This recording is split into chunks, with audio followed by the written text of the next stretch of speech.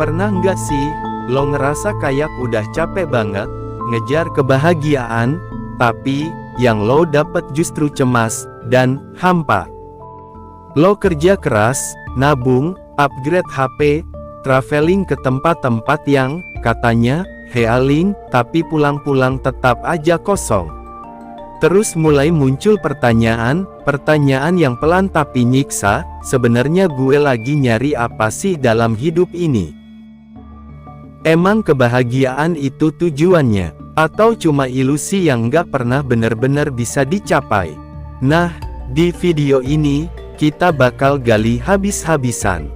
Kita bongkar ilusi tentang kebahagiaan yang sering banget dijual di iklan, dikotbahin di motivasi-motivasi palsu, sampai yang sering kita telan mentah-mentah dari media sosial. Gue nggak bakal ngasih lo jawaban instan, tapi gue bakal ajak lo mikir bareng, lewat kisah, kutipan dari tokoh-tokoh besar Islam, sampai pengalaman hidup yang real, dan membumi. Karena bisa jadi, kebahagiaan bukan sesuatu yang bisa lo kejar, tapi justru efek samping dari hidup yang benar. Assalamualaikum warahmatullahi wabarakatuh. Selamat datang kembali di channel Kartun Belajar, tempat lo belajar. Kali ini, kita bakal bahas satu pertanyaan yang udah bikin jutaan orang merasa gagal terus dalam hidupnya. Apakah kebahagiaan itu tujuan hidup, atau cuma efek samping?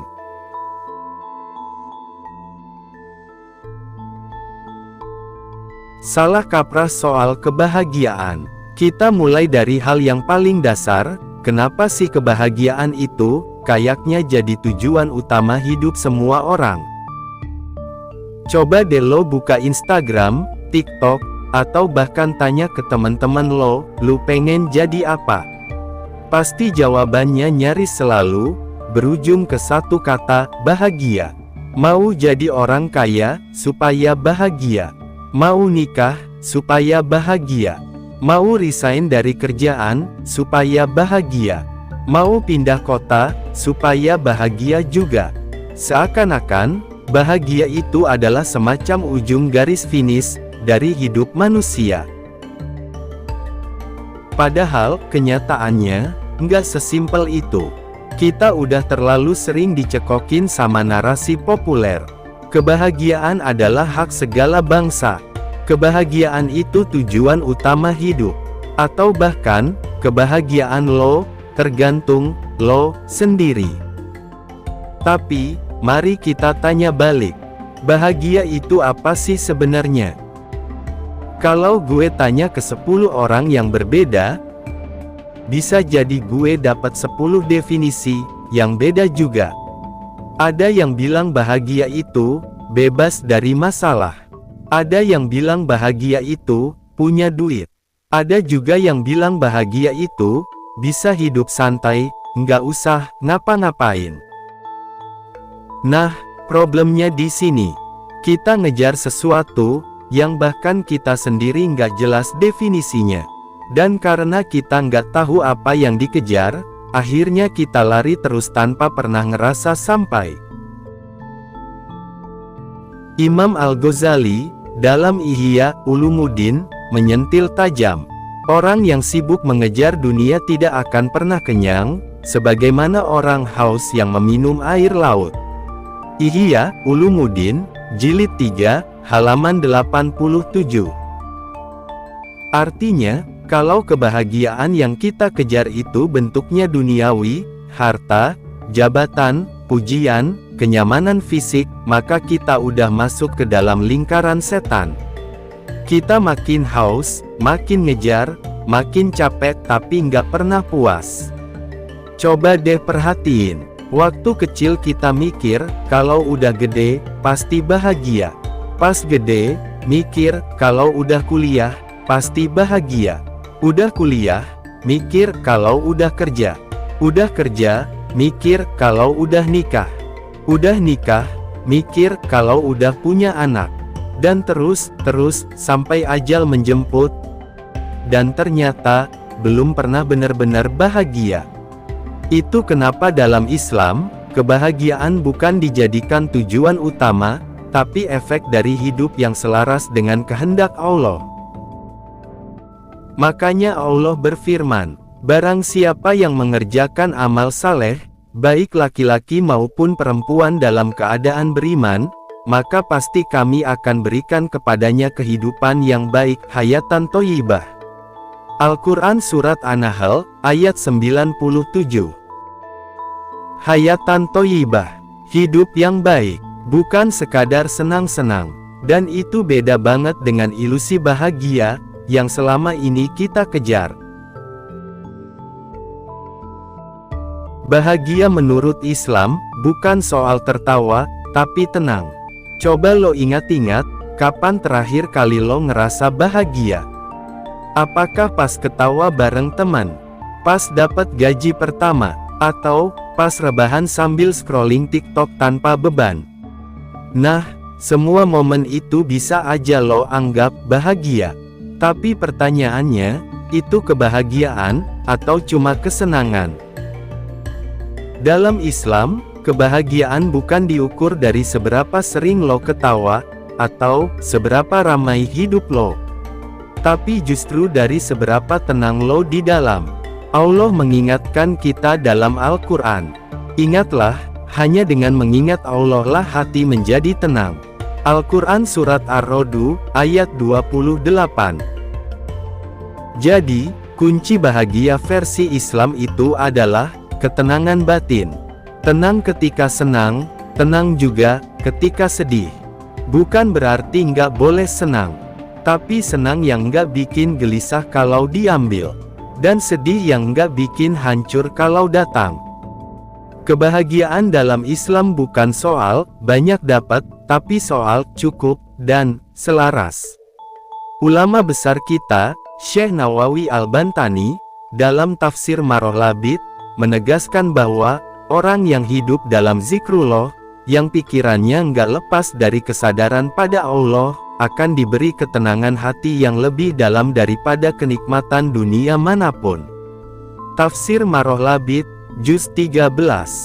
Itu sebabnya, dalam tradisi tasawuf, orang yang benar-benar bahagia itu, bukan yang hidupnya tanpa kesulitan, tapi yang nggak kehilangan makna, meskipun hidupnya susah. Contoh, para sufi kayak Robiah Al-Adawiyah. Hidupnya miskin, penuh cobaan, tapi justru dicatat sebagai orang yang paling damai. Karena hatinya penuh cinta dan syukur kepada Allah. Atau lihat Wali Songo yang hidup dalam masa penjajahan, konflik sosial, dan tantangan berat.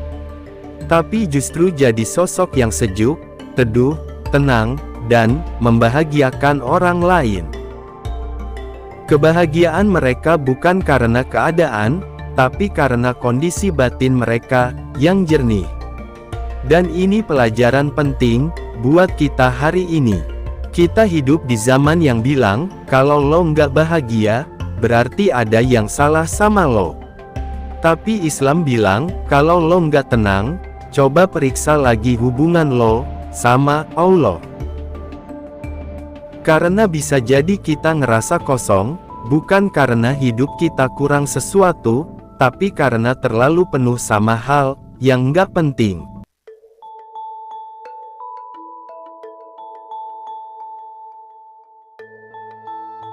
Perangkap logika bahagia, semakin dikejar, semakin hilang. Lo pernah nggak ngerasa gini? Kalau gue punya rumah sendiri, gue pasti bahagia. Kalau dia jadi pasangan gue, pasti hidup gue lengkap. Kalau gue bisa viral atau sukses, pasti gue bakal tenang. Tapi kenyataannya, begitu semua itu lo dapetin, bahagia itu nggak bertahan lama. Muncul lagi target baru, muncul lagi kekosongan, muncul lagi rasa kurang. Inilah perangkap logika modern tentang kebahagiaan. Kita diajarin dari kecil, kalau bahagia itu adalah hasil. Kalau lo kerja keras, bisa dapat uang, lalu beli sesuatu, dan akhirnya bahagia. Padahal hidup nggak selurus itu. Dalam Islam, kebahagiaan bukan sesuatu yang lo cari nanti, tapi sesuatu yang lo bangun sekarang, dari dalam. Bahkan Rasulullah pernah bersabda, sungguh mengagumkan urusan orang beriman. Segala urusannya adalah kebaikan baginya. Jika mendapat kesenangan, dia bersyukur, itu baik baginya. Jika mendapat kesusahan, dia bersabar, itu juga baik baginya. Hadits riwayat Imam Muslim. Jadi, logika bahagia dalam Islam bukan mengejar hasil, tapi menjaga sikap. Tapi, kenapa logika bahagia modern ini bikin kita capek? Karena sistemnya nggak pernah selesai. Lo dikasih target terus. Bahagia sama dengan punya pasangan ideal. Bahagia sama dengan karir keren. Atau bahagia sama dengan gaya hidup mewah. Dan ketika semua itu belum lo dapat, lo ngerasa gagal. Padahal bisa jadi, justru di proses hidup lo sekarang, yang berantakan, nggak pasti, penuh ujian, disitulah, lo sedang membentuk versi paling kuat, dari diri lo. Imam Al-Ghazali pernah nyindir cara pikir manusia soal kebahagiaan. Kebanyakan manusia menyangka bahwa kebahagiaan itu ada di luar dirinya. Padahal dia lupa, bahwa hati yang bersihlah tempat bersemayamnya rasa damai. Al-Ghazali, Ihya Ulumuddin, Jilid 3, halaman 17. Lalu kita balik tanya, ke diri kita. Kenapa kita begitu sibuk mengejar bahagia, padahal setiap hari, kita melewatinya begitu saja? Lo ngerasa, lo belum bahagia, karena hidup lo belum sesuai rencana. Tapi lo lupa, bahwa detik ini, lo masih bisa bernapas, masih bisa berpikir, masih bisa berjuang, itu juga bagian dari rahmat. Jadi, semakin lo jadikan kebahagiaan sebagai target di luar diri lo, semakin jauh dia pergi. Tapi saat lo sadar bahwa bahagia itu efek dari cara lo memandang hidup, bukan tujuannya, maka lo mulai nemuin maknanya.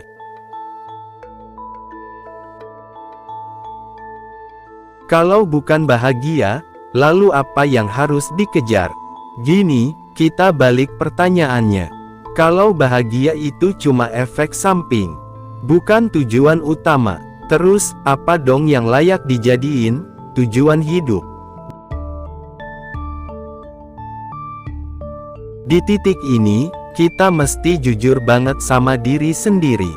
Karena kebanyakan dari kita, hidup di autopilot, sekolah kemudian kerja, lalu menikah, tua, dan berakhir.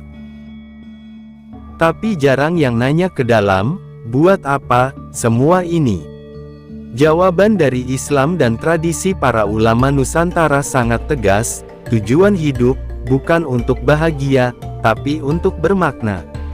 Makna, bukan kesenangan, bukan kenyamanan, tapi makna. Dan makna itu, seringkali lahir dari pengorbanan, dan tanggung jawab. Dalam Al-Quran, Allah menegaskan, "Tidaklah aku ciptakan jin dan manusia melainkan agar mereka beribadah kepadaku." Al-Quran Surat Az-Zariyat, ayat 56. Ibadah di sini bukan cuma salat, puasa, atau zikir formal. Tapi seluruh aktivitas yang lo jalani dengan kesadaran, dan tujuan ilahiyah, mulai dari kerja, menikah, mendidik anak, memberikan pelayanan baik dan ramah, kepada orang lain, sampai jujur dalam bisnis, semua bisa jadi ibadah, kalau niat, dan jalannya lurus. Makanya para ulama sering bilang, tujuan hidup adalah mengabdi, bukan menikmati. Tapi, here's the twist. Saat lo hidup untuk sesuatu yang lebih besar dari diri lo, justru di situ bahagia itu datang sendiri. Sebagai efek, sebagai berkah, bukan target. Lo lihat para guru ngaji di kampung. Gaji kecil, rumah sederhana, hidup pas-pasan. Tapi lo lihat wajah mereka tenang dan damai. Karena mereka tahu arah hidupnya. Ada makna.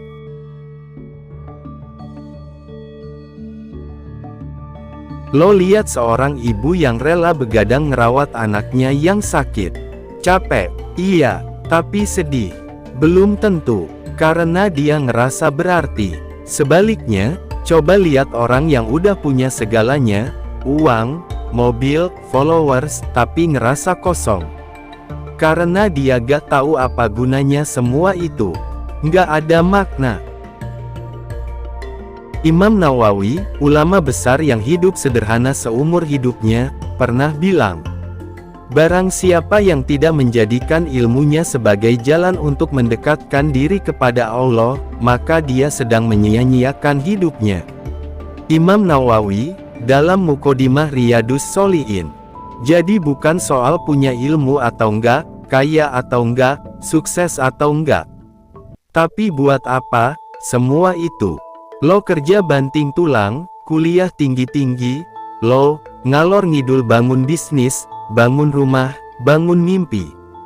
Semuanya sah-sah aja, tapi semua itu mau lo bawa kemana? Dalam hidup, kita nggak bisa ngindarin rasa sakit, gagal, kecewa, kehilangan. Tapi kita bisa memilih, apakah semua itu sia-sia, atau justru jadi bagian dari makna hidup lo. Maka orientasi yang sehat bukan, gue harus bahagia, tapi gue harus hidup dengan makna, dengan arah, dengan pengabdian. Dan ketika itu jadi tujuan utama lo, kebahagiaan akan hadir, diam-diam, sebagai efek samping yang manis. Bahagia itu efek samping, jadi gimana cara menatanya? Oke, jadi kita sepakat. Bahagia itu bukan tujuan utama, tapi efek samping dari hidup yang penuh makna. Tapi, efek samping pun tetap bisa dirancang secara sadar. Kayak lo minum obat buat sembuh. Efek sampingnya bisa bikin lo tenang, rileks. Tapi bukan berarti lo cuma mau efeknya. Nah, kebahagiaan juga gitu. Dia bisa muncul ketika hidup kita tertata dengan benar. Pertanyaannya sekarang, gimana cara menata hidup supaya efek sampingnya adalah bahagia? 1. Jalani hidup dengan nilai, bukan dorongan. Kebanyakan orang hidup digerakkan oleh keinginan. Pengen ini, pengen itu. Impulsif. Tapi orang yang hidup berdasarkan nilai, entah itu kejujuran, kebermanfaatan, keimanan, hidupnya lebih stabil. Dan dari stabil itu, muncul rasa tenang. Dan dari tenang, lahir kebahagiaan yang gak norak. 2. Punya tujuan yang lebih besar dari diri sendiri. Lo pernah ngerasa gini gak? Kalau lo hidup cuma buat nyenengin diri lo sendiri, rasanya malah kosong. Tapi, ketika lo hidup buat bantu orang lain, buat keluarga, buat umat, buat Tuhan, lo justru ngerasa lebih utuh. Itulah kenapa Rasulullah bersabda, sebaik-baik manusia adalah yang paling bermanfaat bagi manusia lainnya. Hadits riwayat Imam Ahmad, nomor 23408. Hidup yang bermanfaat sama dengan hidup yang bermakna. Dan makna adalah pupuk alami untuk kebahagiaan. 3. Bersyukur itu bukan pasrah, tapi jago menghargai yang ada.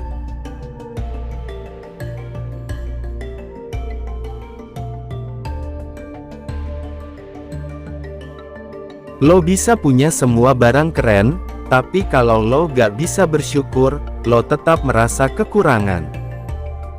Sebaliknya, lo punya hidup yang sederhana, tapi penuh rasa syukur. Lo bisa senyum setiap hari, tanpa paksaan. Makanya Allah berfirman, "Jika kamu bersyukur, aku akan tambahkan nikmatku." Al-Quran Surat Ibrahim, ayat 7. Syukur itu bukan cuma ucapan "Alhamdulillah" doang. Tapi, sikap mental yang sadar bahwa hidup ini layak dinikmati, meski nggak sempurna. 4. Jangan banding-bandingin hidup lo sama hidup orang lain. Ini nih racun paling berbahaya di zaman sekarang. Scroll medsos 10 menit aja, tiba-tiba lo ngerasa hidup lo kurang. Padahal tadi pagi, lo masih ngerasa cukup. Bahaya kan? Makanya, kunci kebahagiaan itu bukan di apa yang orang lain punya, tapi di apa yang lo sadari sebagai milik lo. Kata Ali bin Abi Thalib, orang kaya bukanlah dia yang banyak hartanya, tapi dia yang merasa cukup dengan apa yang dimilikinya. Nahjul Balaghoh. 5. Berdamai dengan rasa sakit, jangan jadi budaknya.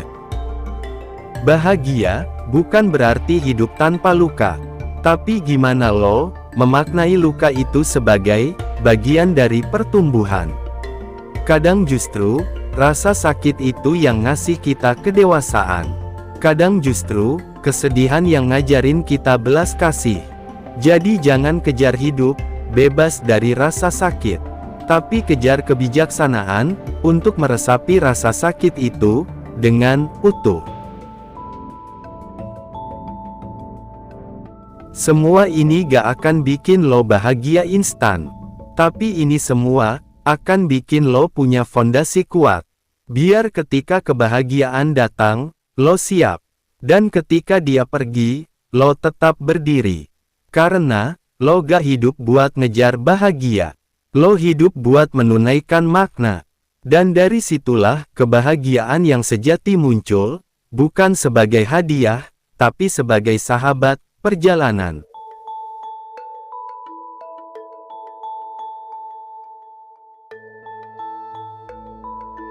Mungkinkah bahagia di tengah masalah hidup yang berat? Kita tahu, hidup gak pernah steril dari masalah. Kadang masalah itu datang bertubi-tubi.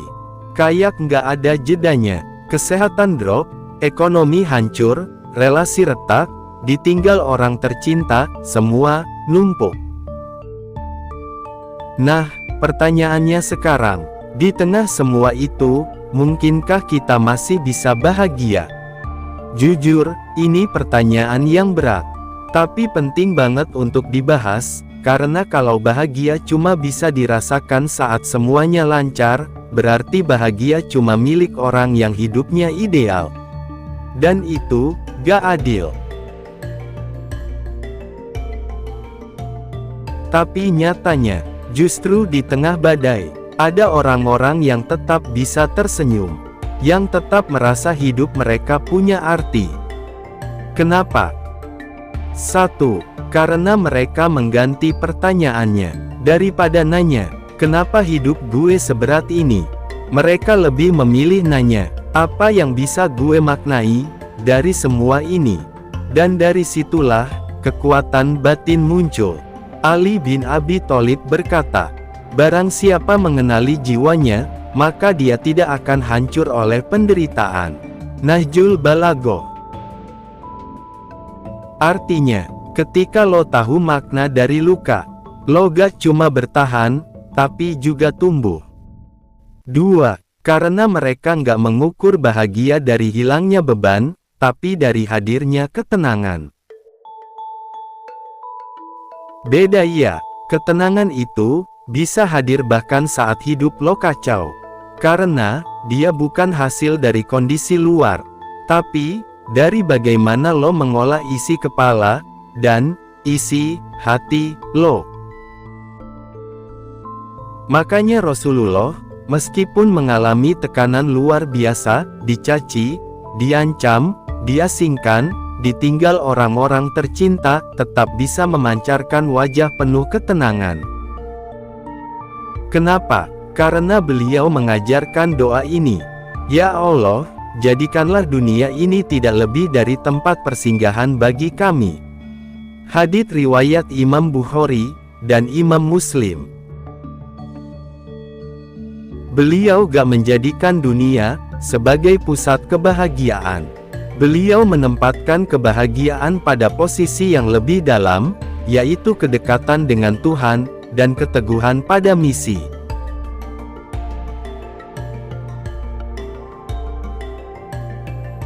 Tiga, karena mereka tahu penderitaan adalah bagian dari takdir, bukan hukuman. Ini penting. Kadang orang merasa hidupnya menderita karena Allah marah, atau karena dirinya gak cukup baik. Padahal bisa jadi, justru karena Allah ingin dia naik level, diuji, ditempa, diperkuat.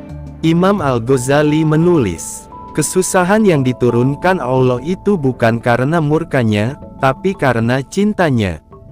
Sebab hanya orang pilihan yang dibiarkan mengalami pencobaan berat. Ihya Ulumuddin, Jilid 4, halaman 219. Jadi, bukan seberapa mulus jalan kita, tapi seberapa kuat hati kita berdiri di jalan itu. 4. Karena mereka paham, hidup bukan soal menghindari kesedihan, tapi soal membangun kapasitas untuk menghadapinya. Kalau hidup cuma soal ngindarin rasa sakit, kita bakal lari terus. Tapi kalau kita sadar, hidup memang kadang menyakitkan, tapi gue bisa belajar menampung rasa itu. Maka, hidup berubah jadi perjalanan pembelajaran. Bahagia pun bukan lagi tujuan, tapi teman setia, yang muncul ketika kita terima realita, bukan lari darinya. Jadi jawabannya apa? Mungkin gak bahagia di tengah masalah berat? Jawabannya, mungkin banget. Tapi bahagianya bukan dalam bentuk euforia. Bukan yang senyum lebar, kayak abis dapat gaji 3 digit. Tapi bahagia yang bentuknya halus. Diam-diam hadir di dada, bikin lo tetap kuat melangkah. Meskipun di luar hujan badai. Bahagia yang gak norak, tapi dalam. Yang gak heboh, tapi nyata. Coba kita tarik napas sejenak. Lihat ke belakang. Dari tadi kita bahas kebahagiaan. Tapi di dasar semua itu, pertanyaan paling besar tetap sama. Apa sebenarnya makna hidup ini?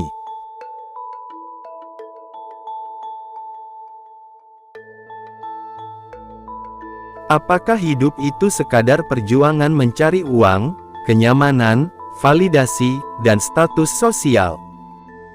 Atau, apakah hidup punya tujuan yang lebih besar, lebih dalam, yang gak selalu kelihatan di permukaan? 1. Hidup bukan tentang menang, tapi tentang mengerti. Seringkali, kita hidup kayak lagi balapan. Siapa yang paling cepat sukses? Siapa yang paling dulu menikah? Siapa yang paling banyak pencapaian? Tapi di ujungnya, semua itu akan ditinggal. Harta, jabatan, gelar, like dan views. Semua bakal tinggal angka.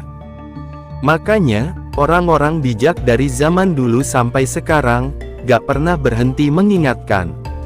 Makna hidup itu bukan tentang menang, tapi tentang mengerti siapa diri kita, siapa Tuhan kita, dan apa yang sebenarnya penting. Allah berfirman, "Dan tidaklah aku menciptakan jin dan manusia melainkan agar mereka menyembahku." Al-Quran Surat Az-Zariyat, ayat 56. Tapi kata menyembah di sini, kalau kita gali dari makna kata ibadah, bukan cuma soal ritual.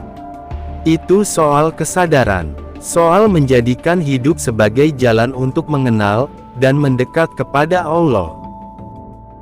2. Makna hidup datang dari pengabdian, bukan konsumsi. Masyarakat sekarang lebih banyak diajarin buat mengambil.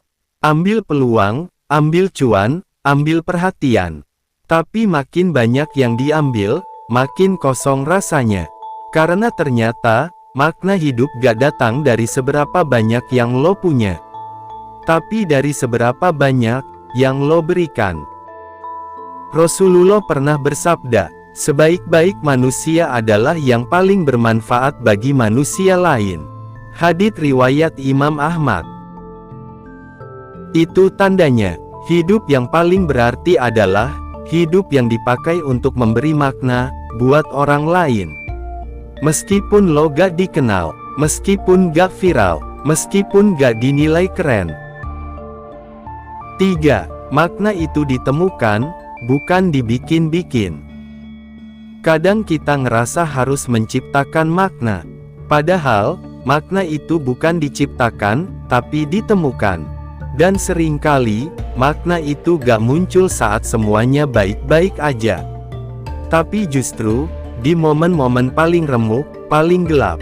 Kata orang-orang bijak, ketika semuanya hancur, disitulah biasanya lo ketemu sama bagian terdalam dari diri lo.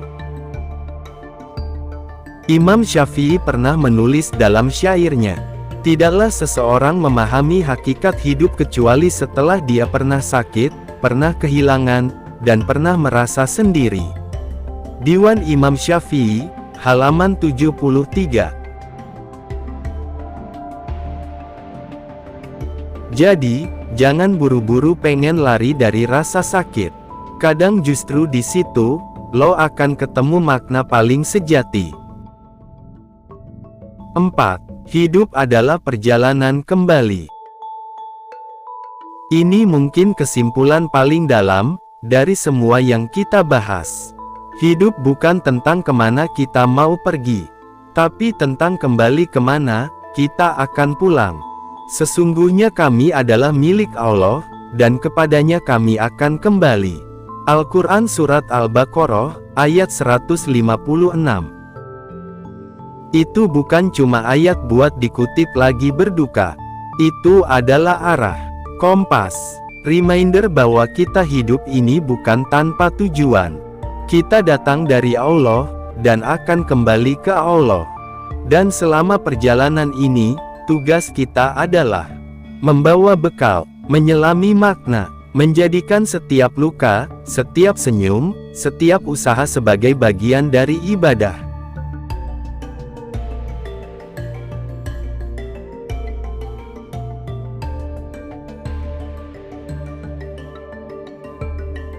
Kesimpulan. Jadi, apakah kebahagiaan itu tujuan atau efek samping? Jawabannya, kebahagiaan adalah efek samping dari hidup yang bermakna. Ketika lo hidup selaras dengan hati nurani, dengan nilai-nilai yang lo yakini. Ketika lo hadir untuk sesama. Ketika lo berjuang bukan hanya untuk kenyamanan tapi untuk kebenaran. Maka kebahagiaan akan datang. Bukan karena lo kejar, tapi karena lo layak mendapatkannya. Semoga obrolan panjang kita hari ini bisa jadi cermin. Bukan untuk menghakimi diri, tapi untuk memeluk hidup apa adanya. Dan menapaki jalan yang lebih sadar, lebih tenang, dan lebih penuh makna. Terima kasih sudah menyimak. Wassalamualaikum warahmatullahi wabarakatuh.